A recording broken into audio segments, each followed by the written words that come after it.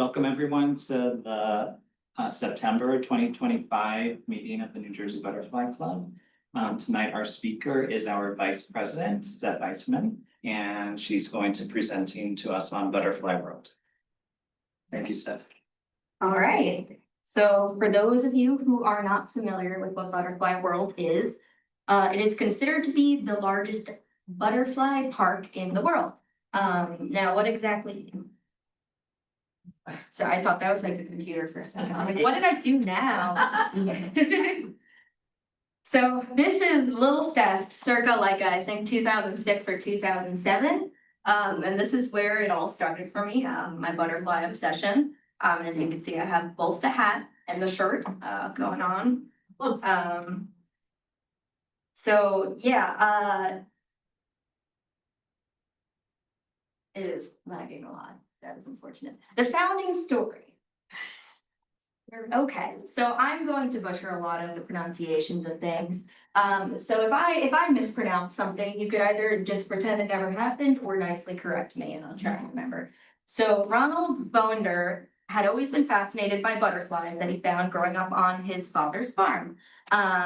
He was a rural guy, but he moved to Florida in 1968, and he began pursuing his interests by planting houseplants and doing what many of us do, butterfly gardening with a lot of the common species that were there, like black swallowtails, like cabbage whites. And at the time, there was a large market for farmed butterflies. So for like releases at weddings and whatnot. They formed Metascience Commercial Butterfly Farm in 18, my goodness. Wow, 137 years of butterfly world. 1984. And at the time, butterfly houses were actually becoming an attraction overseas in the UK. Our friend Ronald here partnered with Clive Farrell, who was the founder of the London Butterfly House, to create Butterfly World. And thus they set off on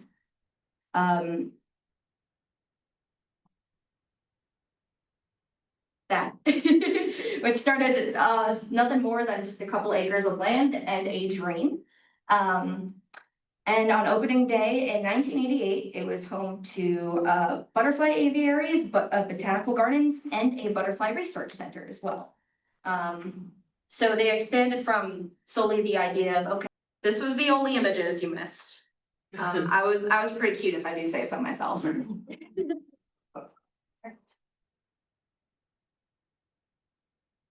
So this is where we're back to our founding story. So, like I said, this is just a passion and a dream, and is quoted in the New York Times. Ron Bonder said, "I just decided I wanted to create something so beautiful that people would come here and say, this must be what heaven is like." Excuse me, this is in Florida? Yes, this is in Coconut Creek, Florida. So it's around West Palm Beach and like the Boca area, southeast.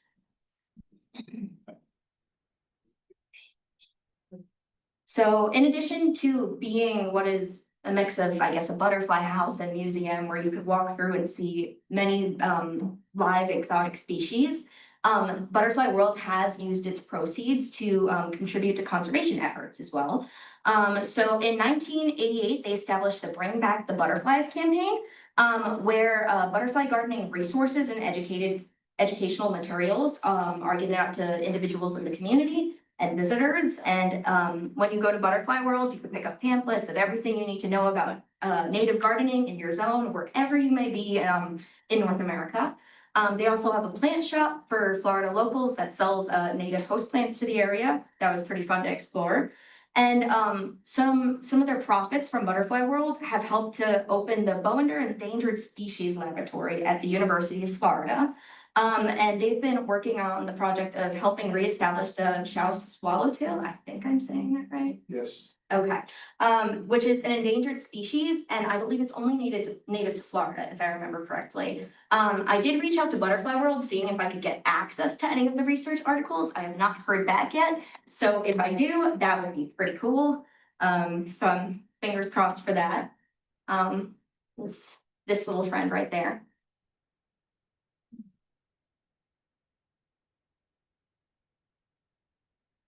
So I have some videos about some of the efforts that are being made by the University of Florida.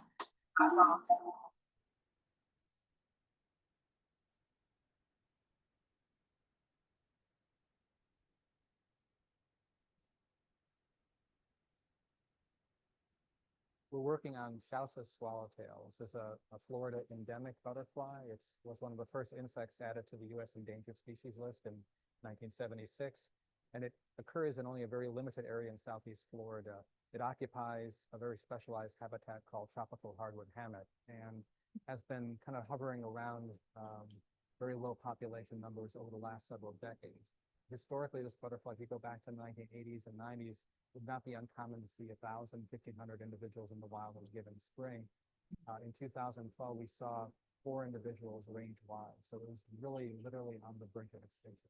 The Schaus has 1 generation a year, which is really unusual for a tropical butterfly. And so having only 1 generation a year, if it's a bad year, it's a dry year as an example, and there's inadequate or just not optimal food for the larvae, it can depress the population numbers within that season. It has a time lag in order to recover from a bad year or subsequent bad years. Once we realized it was in such low numbers, the U.S. Fish and Wildlife Service issued an emergency rule to allow us to bring some individuals from the wild into captivity to try to breed it here at the University of Florida and then release individuals to boost numbers in the wild. A big aspect of this is collecting data on how those released individuals survive in the wild and what impact they might have on the subsequent generation. So if we go back a year from now and we survey, hopefully we'll see a boost in the numbers owing to the ones that were released this spring. Well, the goal I think is kind of twofold. One is to maintain a population here at UF as sort of an assurance population should, heaven forbid, something happen to the wild population. You know, as an endemic Florida butterfly, if we lose it in the state of Florida, it's gone forever. And then the second goal is really to breed enough organisms here that we can release them to hopefully grow the numbers in the wild or potentially even establish new colonies within the historic range of the butterfly in South Florida. I like butterflies for the fact that there's so little we know about even very common species. And for butterflies, you know, they're that charismatic microfauna. It's like working with a panda on a micro scale. So it's great, and the public loves butterflies, and it really has that engendering effect to the public of getting them jazzed up about something small, and then hopefully that spills over into a greater appreciation about the natural world around them.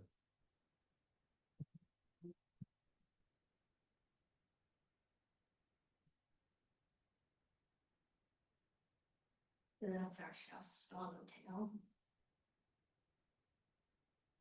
Did include a second video about them. Reiterate a lot of the same things as shown.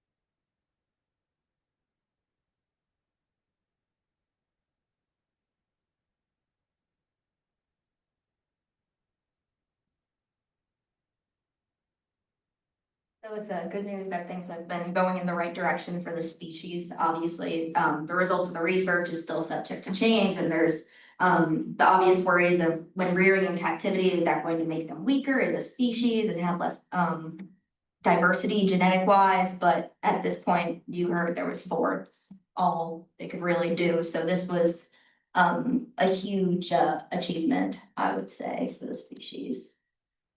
I'm still in the PowerPoint. Am I? There we go. Beautiful.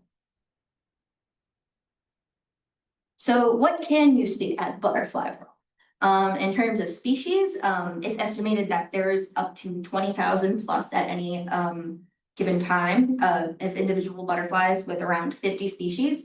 I would say that was more true when I went as a kid, because I only counted probably like on both hands the number of species I saw this time.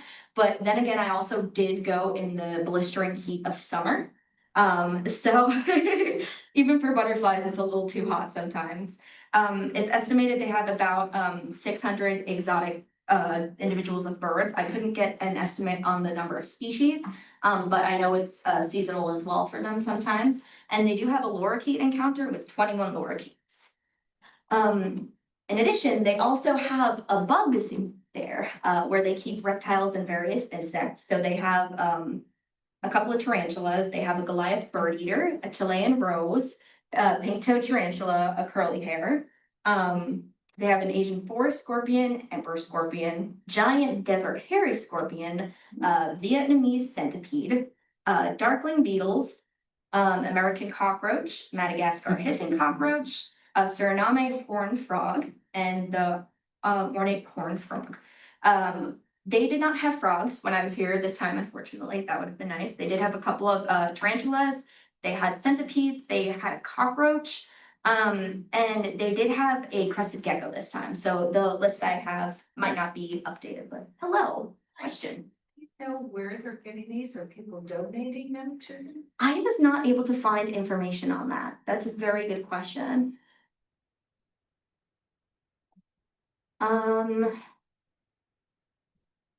Because I could research that. I'm curious about that now. I do know with a lot of the stuff that they have in the insect museum, I know those were donations. I would assume probably some of them are animals that have been surrendered. But yeah, it's definitely a good question ethics wise, like how are they obtaining these as well? Unless they come into the country.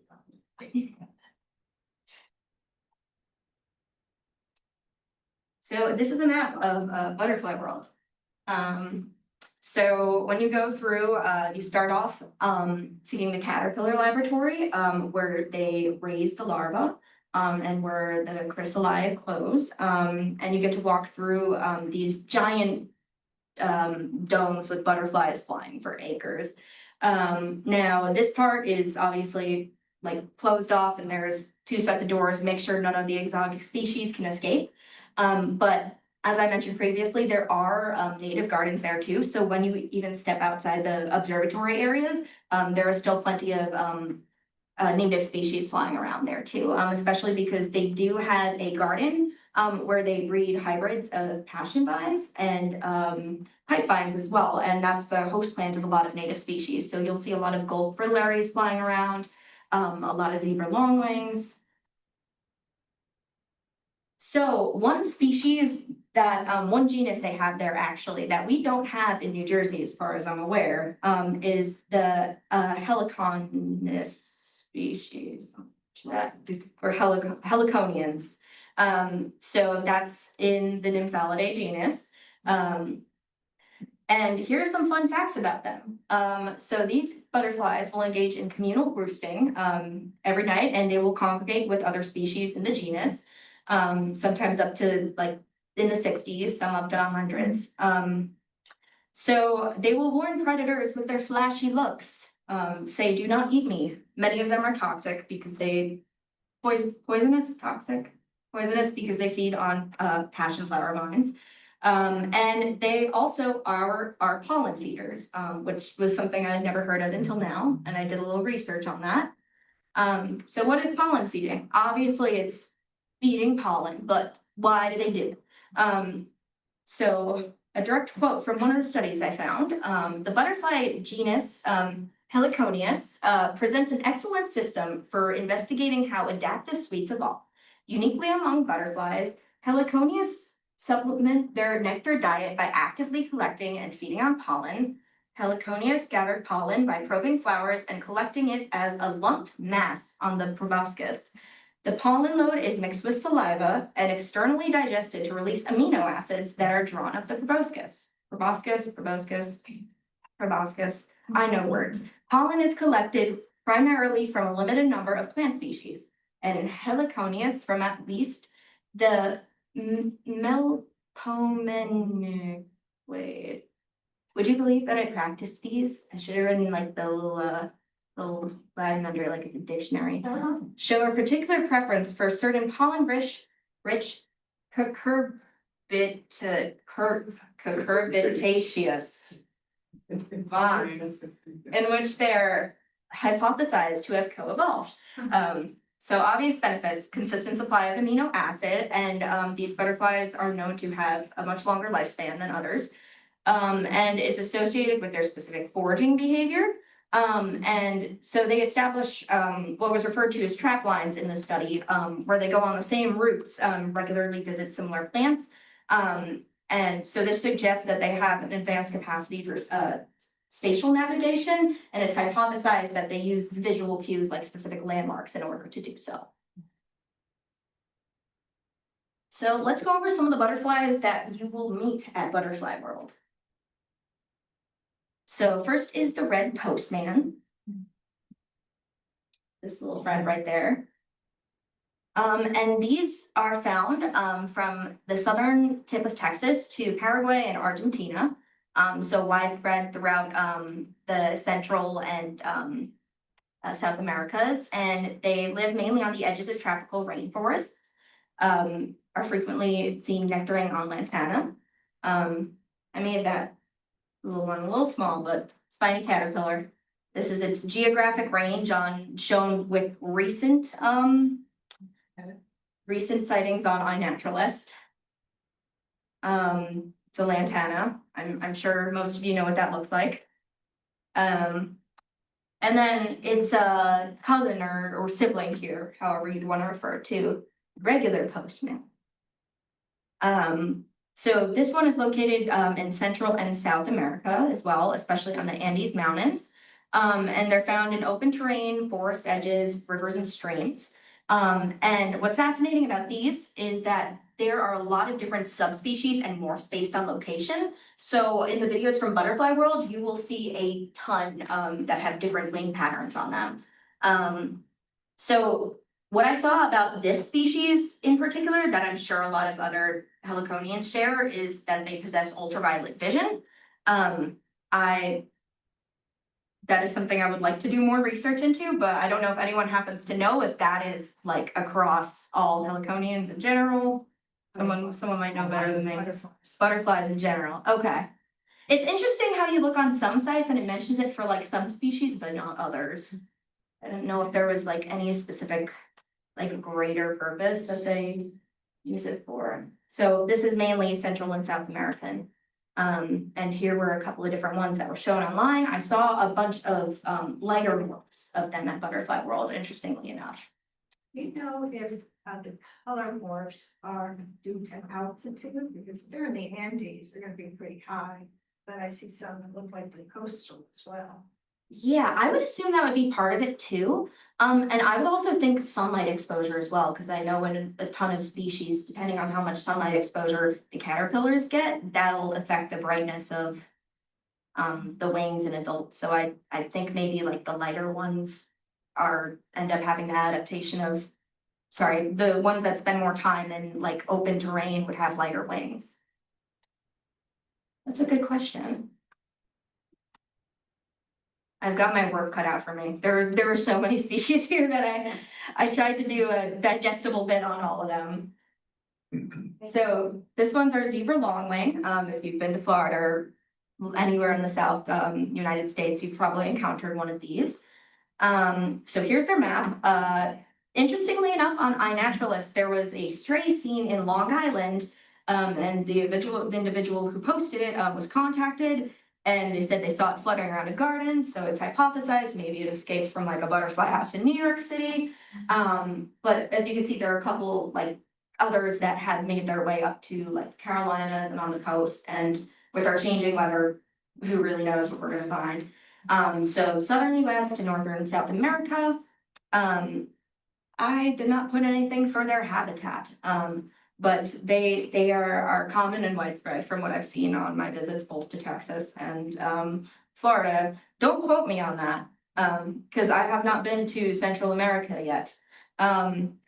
But they will migrate to more temperate states during the more warmer months, as you see. And some of their I don't know what to refer to as like, I don't want to say like community of butterflies, but the ones that have like a home base or like a specific colony in Mexico are known to go to northern Texas. So perhaps with research over time, there will be more found out about if they have any specific routes that other broods of them tend to follow. Another little spiny caterpillar. And so we have another one that is in that is related, which is the Julia helicon. It's not in the Heliconius genus, but it is closely related nonetheless. And this one is found all the way from Brazil to southern Texas and Florida. Again, very similar locations. It's found in clearings, paths, margins, forests, and woodlands. And they can be found in gardens and open areas. I have ran into a few of these in Florida as well, in the surrounding area. And most of my time in Florida has been spent around like the southern coast. I've been all the way from Miami, I would say, to probably like furthest north, like Port St. Lucie, and these ones and zebra longwings are probably I've seen the most. Out of anything in this presentation that we'll go through. Nectar's from Lantana, and they also are known to drink the tears of Canaan, I think it's called. I've never heard of that animal, but I would assume most other reptiles similarly, due to the salt and the minerals in their tears. What I thought was very interesting is that they sometimes fight with Gulf frillaries due to their overlapping range. So I would assume that's probably due to their similar looks, maybe like misidentifying one another at a distance. And in the US, they migrate as far north as Nebraska, but south of the US, they are not a migratory species. So here is their range. And again, another straggler that somehow ended up by us. Here's a picture of the side wing. And then the blue morpho. This is the species that whenever I bring friends to New Jersey Butterfly Club events, they say, wow, I hope we see a blue morpho today. And I'm like, well, you know what? We probably end up being kind of famous if we saw one. That would be pretty interesting. So this particular blue morpho, the one that I've been seeing flying around Butterfly World, is a supposed subspecies. There's a lot of scientific hullabaloo of how to categorize it, as with many other species. So I just found one of the Latin names. Found in Central America and South America, rainforest habitat, and the caterpillars feed on a lot of different species, most notably legumes. And the adults drink rotting fruit, fluids of decomposing animals, very yummy, tree sap, fungi, and mud. And now these guys are giant. They have a wingspan of almost 8 inches, I believe, females that can get up to 7.9. And the adults spend a lot of their time on the forest floor, mainly, as demonstrated by their diet. And what I thought was interesting is the fact that I found a quote somewhere that said, pilots flying over rainforests have even encountered large groups of blue morphos above the treetops, warming themselves in the sun. I thought that was very wholesome and be very cool to see. So for specifically the Morpho Pallades in particular, this specific subspecies does not have as many sightings is the other morphos in the same genus. So I think this is called the Cairns birdwing. I don't speak Australia. Yeah. And it goes by multiple names as well. Very fancy, very flashy. So its geographic location is Australia and the rainforest of northeastern Queensland in particular. So it's a very small range, but it's prolific where it is. So its habitat is in Queensland, it's the wet tropics regions, including the riverine forest and near the coast. I've never been to Australia. Don't ask me where that is. I couldn't tell you. And it's seen in gardens frequently as well. And it nectars on lantana, hibiscus, and bougainvillea in the suburban gardens, and larvae feed on the Aristolochia species, which is the same family that pipevines are in. And what? All right. Believe I pronounce it the malachite butterfly. All right. Its geographic location, central and northern South America, also as far north as South Texas and the tip of Florida, as well as I put parts of the Caribbean, but it's most of the Caribbean. Its habitat is deciduous and evergreen forests, and in Florida, it'll visit orchards of citrus trees, avocados, and as an adult, they feed on flower nectar, rotting fruit, dead animals, and bat dung in particular. Wow, nice. Caterpillars feed on the Acanthaceae family. Did I get that? Most commonly Ruellia, which is the wild petunias. And here's the geographic range of these. The paper kite butterfly. So these are found in Southeast Asia, and they're found in lowland rainforests and coastal mangrove forests. The adults are nectar feeders, and the larvae feed on Parsonia, which are woody vines. And they're a very popular species in butterfly houses. Interestingly enough, I could not find a lot of information on them about them in the wild. And I also don't want to like cite anything that's not like a credible source. So that's all I know. I can't tell you any more interesting facts, sorry. But they're very pretty. So this is their geographic range, so you can see here. They are huge, yeah. I believe their windspans about like 6 inches. You know these ones that we're also going to see. Can anybody guess what butterfly this is based on? Okay, I didn't even need to say it. They have monarchs there. Wow, what a surprise. Monarchs do in fact have a permanent Florida colony now, and I'm sure everyone knows there's a major crisis with OE there and disease spreading there, which is one of my concerns when I visited Butterfly World as well. And I tried to get in contact with someone to see like if they're doing anything to combat that. The good thing is I saw them mainly selling native milkweeds there, which is nice. I know there's a lot of scientific debate over tropical milkweed too or to not. But seeing a lot of advocacy for the native species of milkweed there was obviously great in the plant shop. Oh, I was gonna have you guess. Oh, I did the transition wrong. You know this one too, the giant swallowtail. But I'm sure someone could have guessed it anyway. Those are 2 of the species that are native both to Florida and here that they had amongst the butterfly house.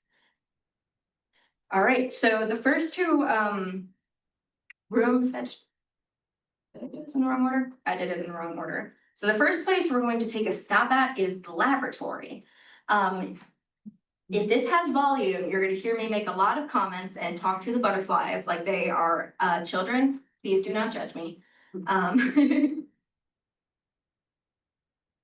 So this is the first thing you see when you walk in.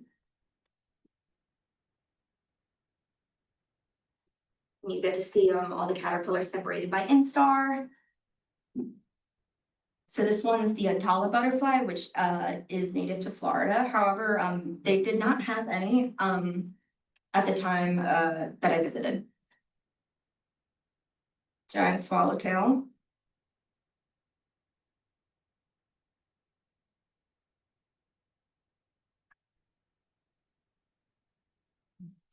Fast forward to it. I know most of you have probably seen their caterpillars plenty of times. Here are what the paper kite caterpillars look like.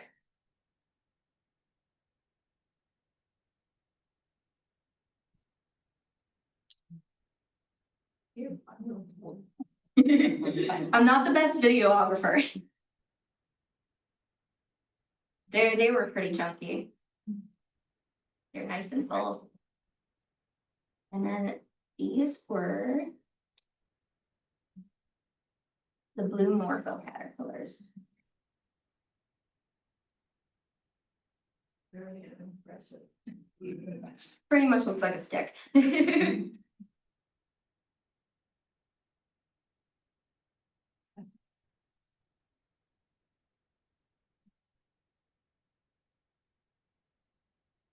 This was the little booth that they transferred all the chrysalide to, where they had closed. There are a couple ones that are had come out pretty recently. Unfortunately, I did not get to watch any of them close. That would have been pretty cool. I seem to miss that in my garden like every time it happens. It was very cool seeing all the different size differences of like the chrysalide, because I've always thought like monarch chrysalide were that guy was not doing too well. I always thought monarch chrysalide were like huge in comparison to like painted ladies or red admirals that I raised, and then you see them next to like a blue morpho and you're like, oh, this is quite tiny actually.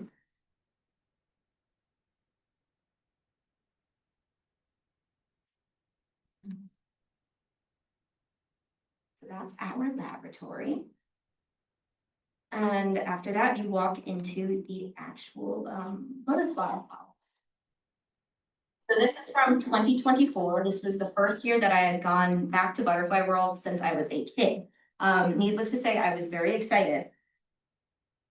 Tried to contain it.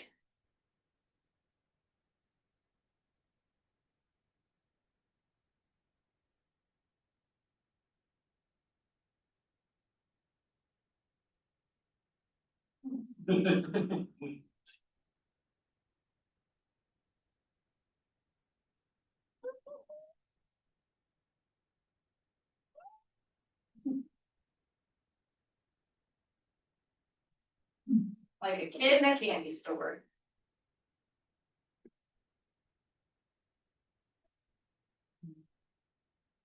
You can see like the paper kite is like almost the size of my face. So this is our postman butterfly. One was not cooperating with me.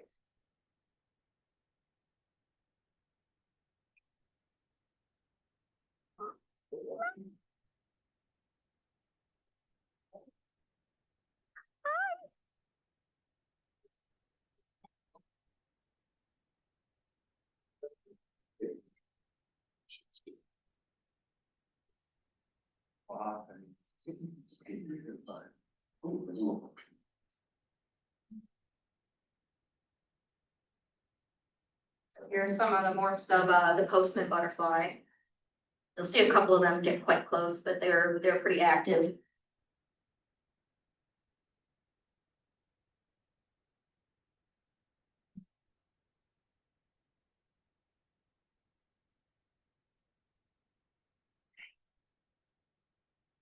So I haven't even left the entrance yet in this. I think that tells you what you need to know.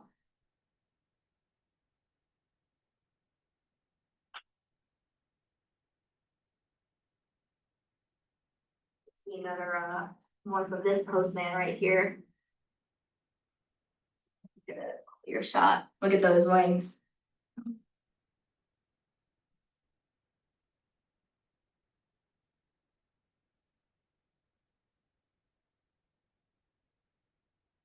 Like my mind, there's so many. My brain is broken. I am broken. I love you. I want to be your friend forever.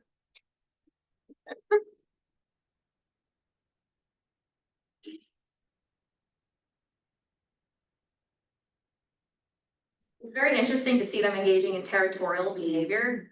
Obviously, that's, something that's going to happen, even though there's still acres of space, it's, still, all.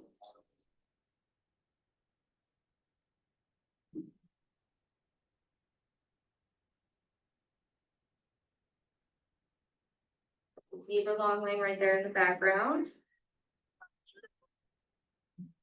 All right, I'm turning off my audio. I sound ridiculous.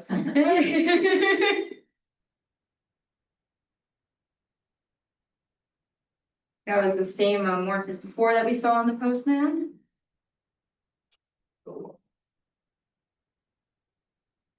Over here we have a malachite feeding on some rotten fruit. There was a girl who was really scared that the butterflies was gonna land on her, and I was like, don't worry, unless you're a rotten fruit, I don't think they'll touch you. You're not secretly a rotten fruit, right? Well, I do like salt. I did warn her about the sweat. I'm like, just make sure you keep wiping your sweat. What is she afraid of? Hmm? What's she afraid it's gonna bite her? People are silly. I don't know, same reason that other people are scared of bugs, I guess. Yeah. So that was from 2024. This one is from 2025.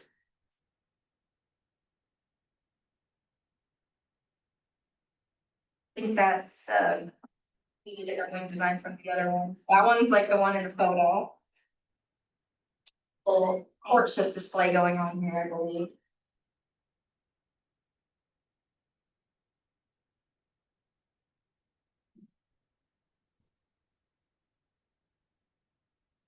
That's paper kite.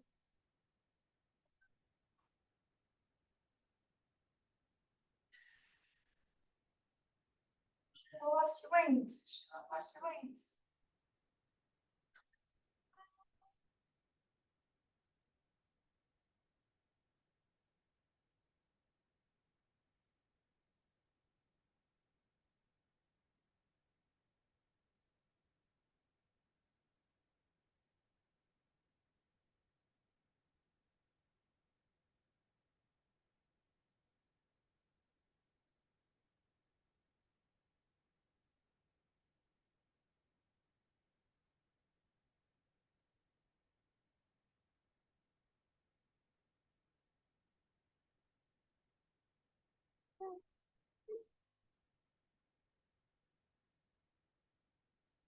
Then my favorite part of getting out of the Florida heat, they had like a little mist sprayer here.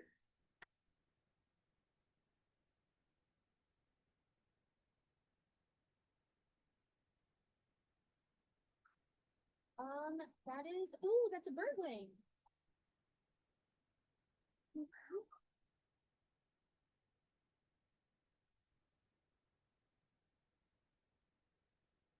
I believe these ones are native to Southeast Asia. I'm not as good with my international butterflies. Do you see the blue morpho here? He's gotta get a little mist. Another blue morpho.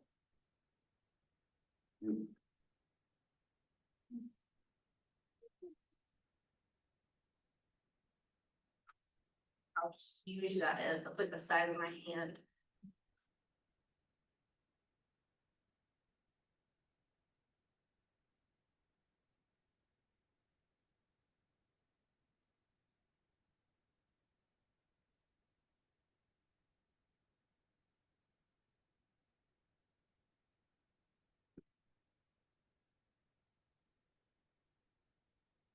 Here we have the Julia butterfly.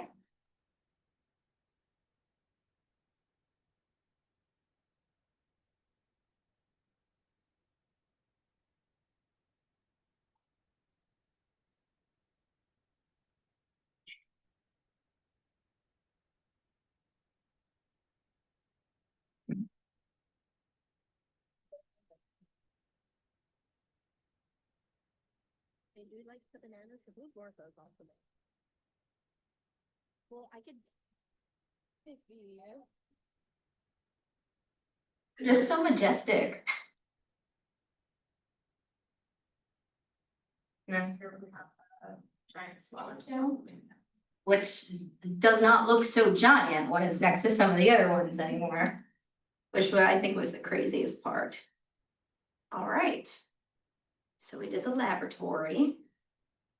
And they also have a garden where they breed passion vines, which was pretty cool. So it's all about for Larry's around there.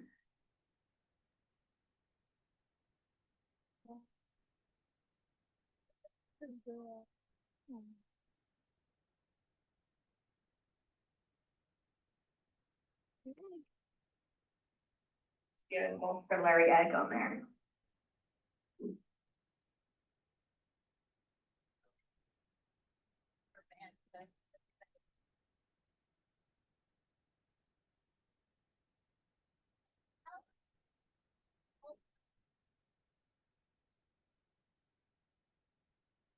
I'll have a picture of that for us to read as well.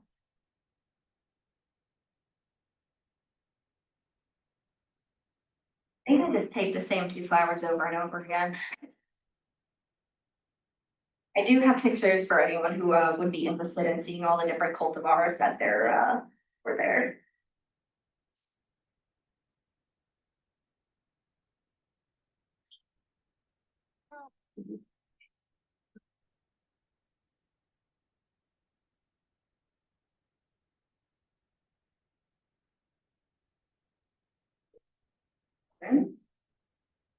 Still playing. Oh my goodness. Got it.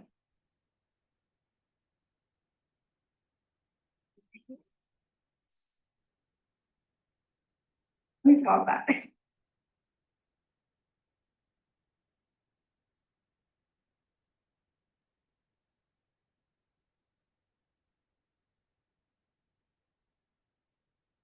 All right, so passion flowers, if you don't know, they are prized for their breathtaking blossoms. Passion flower plants are as versatile as they are beautiful, with flowers and fruits used in perfumes and pharmaceuticals, as well as juices and desserts. Heliconia's butterfly caterpillars, like Butterfly World's piano key butterfly, consume only passion flower leaves, making the study and cultivation of passion flowers our constant mission. The name passion vine comes from early Spanish and Portuguese missionaries who believed each part of the flower represented a different aspect of the passion of Jesus Christ.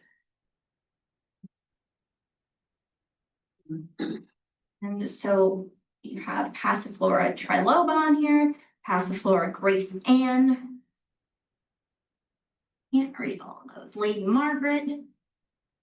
They have a lot of cute names. And then the Dutchman's pipes. They get their name from the abundance of unusual flowers they produce, including some that look like something antique pipes. The blooms consist of a large calyx without petals and something resembling carnivorous plants. Although the strong smell from something fill in the blank species does attract a lot of flies, the design of this flower facilitates a decidedly different and brilliant purpose for its insect friends. Wow, if I wanted to read and remember this, I probably should have not had leaves in the way for this. Nothing I can do about that though. They are poisonous, but they are an important food plant for butterfly caterpillars, such as the Polydamas swallowtail, which I did also see in Florida as well. The Jewels of the Sky aviary. This is where we saw some birds. So in the aviary, they had Japanese white eyes, zebra finch I ran into, black and white seed eater. I don't remember seeing any of those off the top of my head. There were a bunch of budgies. There was a canary in there I know I ran into. A blue-black grassquit.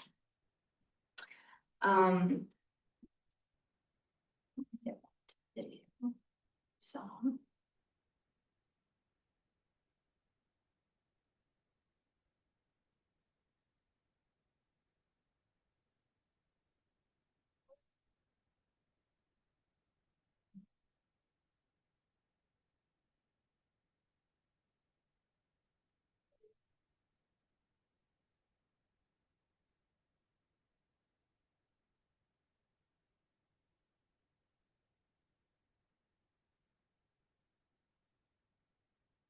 It's a budgie, I can tell you that one.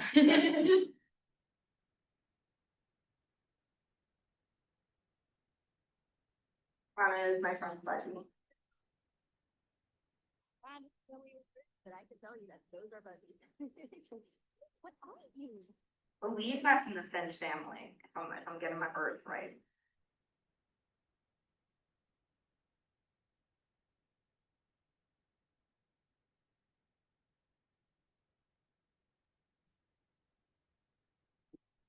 Austin has a buddy, yeah.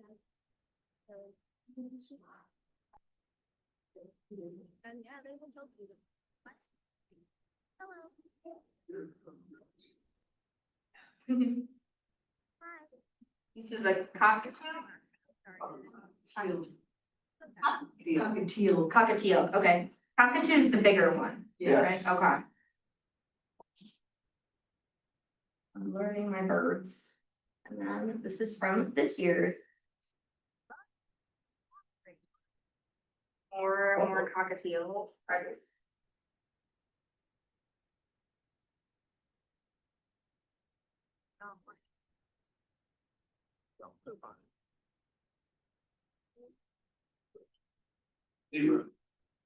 The zebra finch, I think.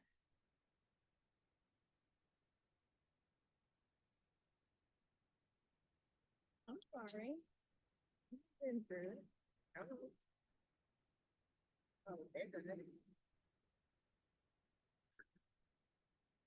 That's what we were looking for.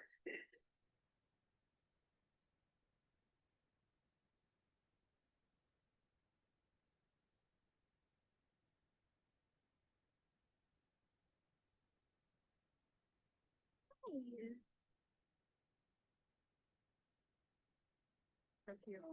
That was rude. Don't do that. They were fighting with each other. That was the context.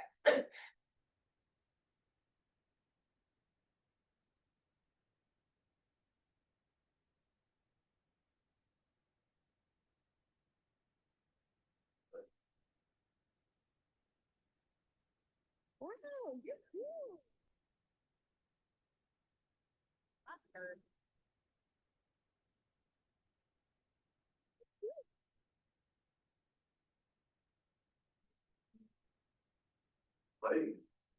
Thing. That's so fun. Are you like chucking or what are you doing? That's so funny. Are you doing? Man, it's really cute. I think it's really. You're all. Whenever I jump to attract a mate, it doesn't work. People just stare at me like I'm crazy. And stuff back to the beginning. Next up, we have the Bug Museum. So not everyone is going to be a fan of creepy crawlies, so I'll give you a warning when it's time for our reptiles and such. But we are going to start with the different butterfly species and moths as well. So this is Lepidoptera of North America, and this display was just butterflies. We have our monarchs. We have the sulfur, which we have those in New Jersey, correct? They're just they're not nearly as common here as they are down south. I've noticed the cloudless sulfur in this region of Florida is pretty much like the cabbage white here, it's everywhere. Peacock butterfly, that's another one that I did encounter, when I was at a nature reserve in Florida as well. I was not close enough to get a picture though. Another malachite. Zebra swallowtail. Not one that we have here, minus like natural strays every once in a while. But at least I don't think so, right? They're not. Every once in a while, not expected.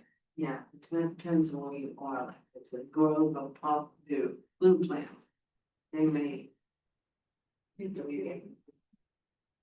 A delightful surprise, should we say.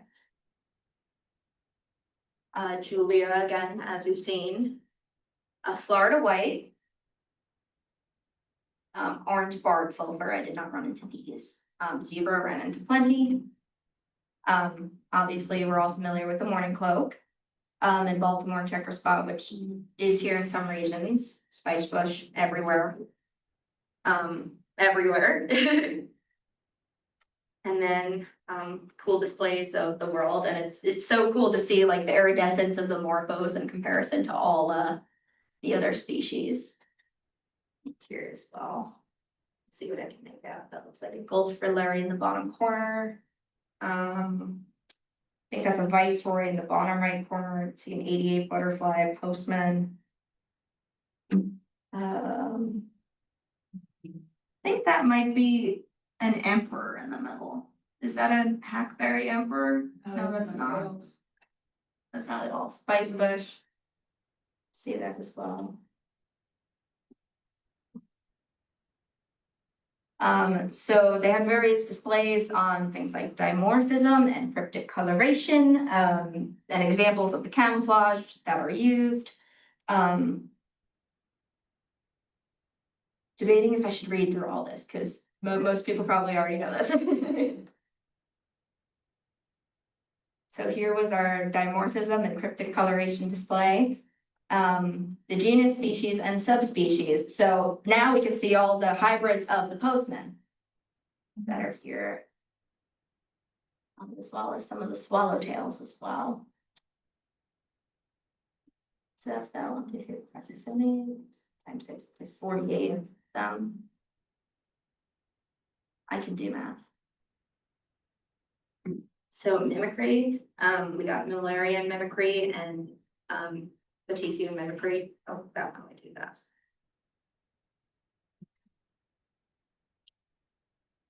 So with some examples, we have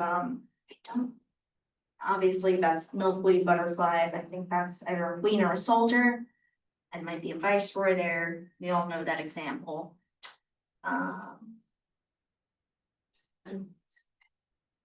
And then we got butterflies by category. This was my candy store for me. Got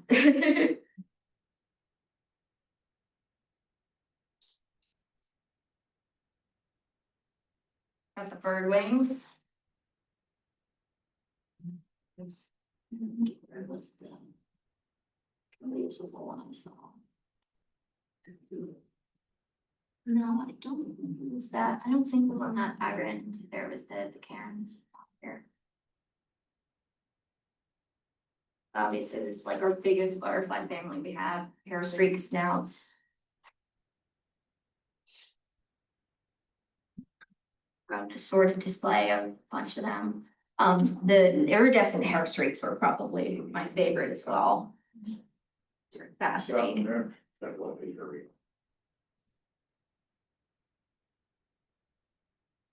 Both on the inner and outer wing, which was cool. Butterfly with those hair streaks? It did not have hair streaks.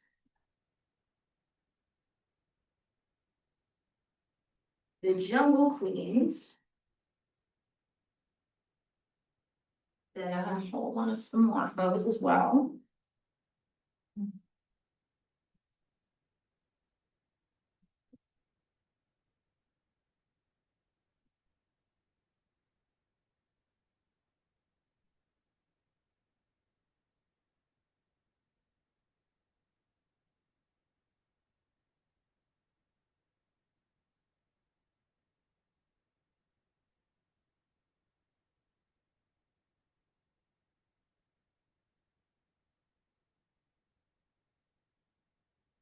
Fireflies as well.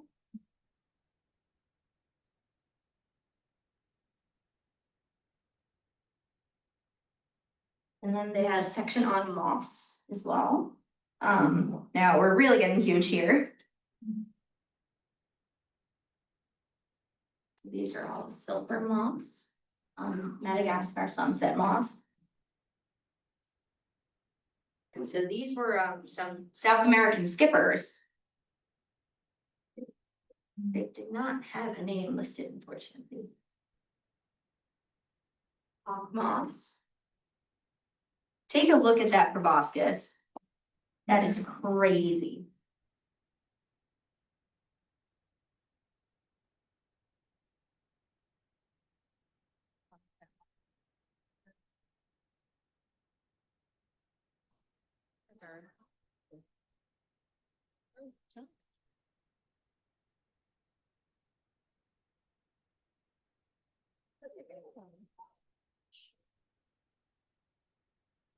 Here's another close up on of these ones right here.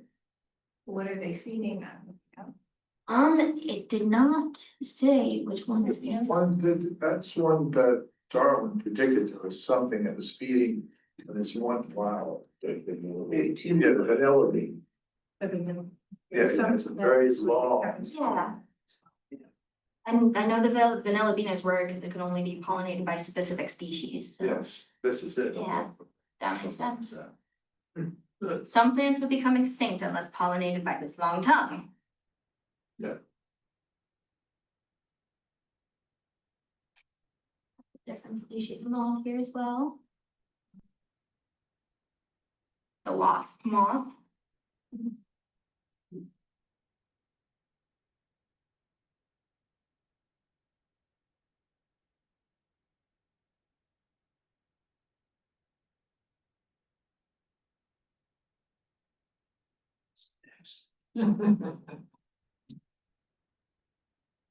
So these are all species that we're familiar with here that I mainly took pictures of. I was proud being able to go up to these and call out a bunch of ones that I knew. Those are my birds down there. Morning cloak.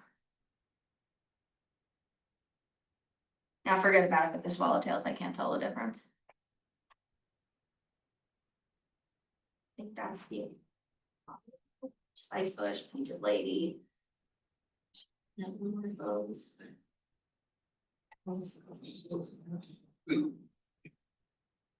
And these are the morphs that butterfly world refers to as the piano key butterflies, which is within the postman species hybridization.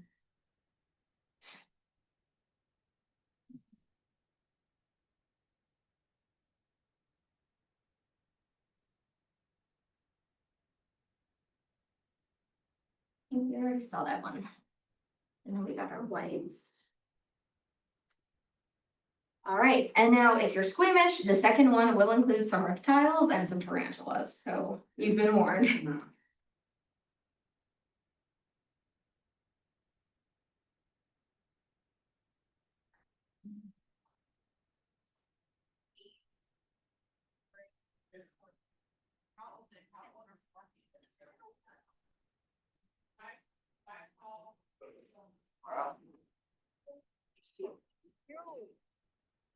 Yeah.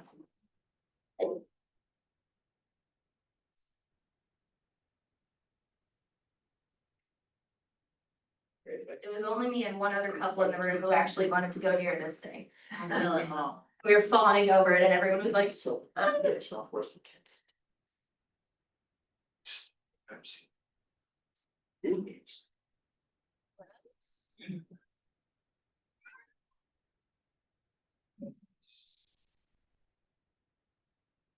Needs to be at the.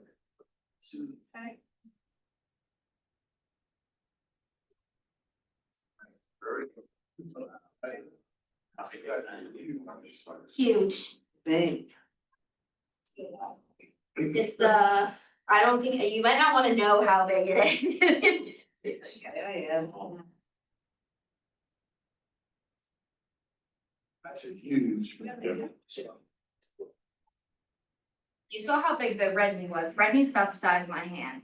See how big your red knee is. I think it could be up to like 13 inches, that species. That one is big, but. I know, I was thinking the same thing. I will say I don't know that much about reptile keeping as much as I do invertebrate keeping. And I was pleased to see that the enclosures did seem to have everything they needed. They were more than sizable enough for the tarantulas. And I know a big issue at like museums such as this one, it's no one really cares about the comfort of the animals. And they're, they're not treated the way they deserve. So that was a positive experience to see at the very least.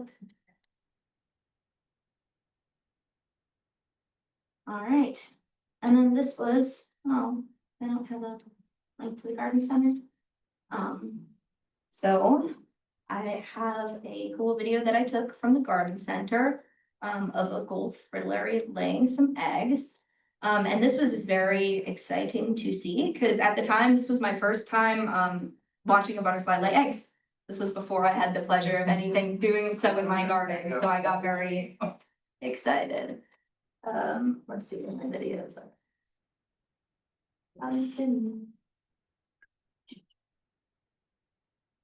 No, we're gonna watch it. I'm not gonna.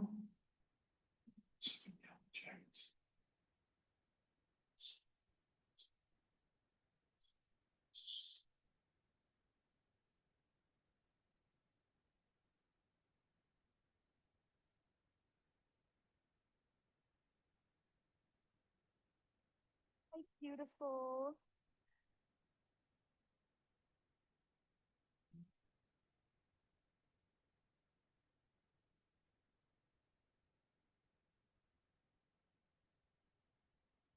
They lay their eggs right on the little edges of the lines, which is interesting.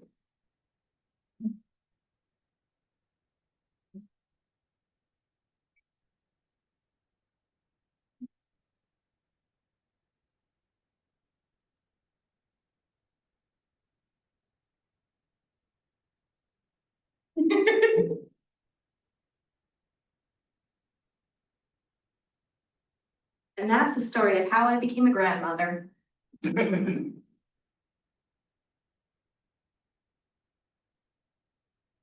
laid on the newest growth. I just start, from the time that a caterpillar hatches, it'll be nice, fresh growth. That does make sense, yes. And that's the softest stuff, easiest to eat. Yeah, that, I always knew they fed on fresh growth, but like I never actually considered why. But it makes sense, we humans feed on fresh growth for a lot of stuff, so.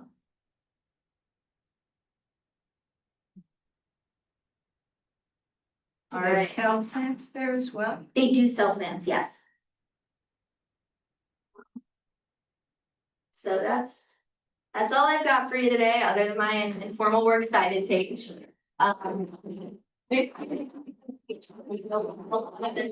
news for everyone here, but I'm still pretty new to my butterflying journey. And becoming a citizen scientist, so this was exciting for me. Thank you for taking the chance to listen, and hopefully you saw something new or interesting today. Thank you for joining the VP. Yes. Thank you. Thank you. Any questions? No? Yeah, some in the chat.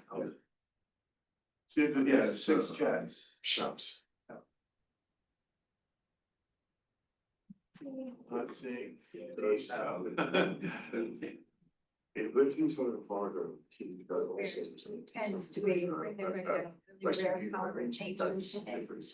Do we know Yeah. why that is? So if I'm not mistaken, when it comes to an organism's physical appearance, blue tends to be a really rare color in nature.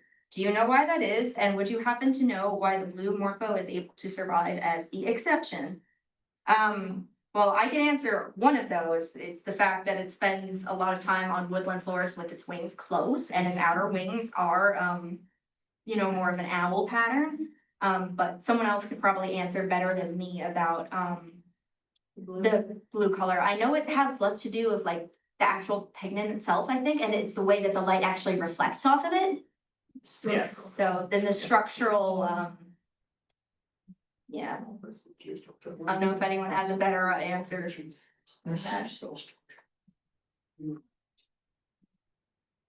I'm not mistaken, all butterflies can see ultraviolet, and so can birds. I think it has to do with the flowers.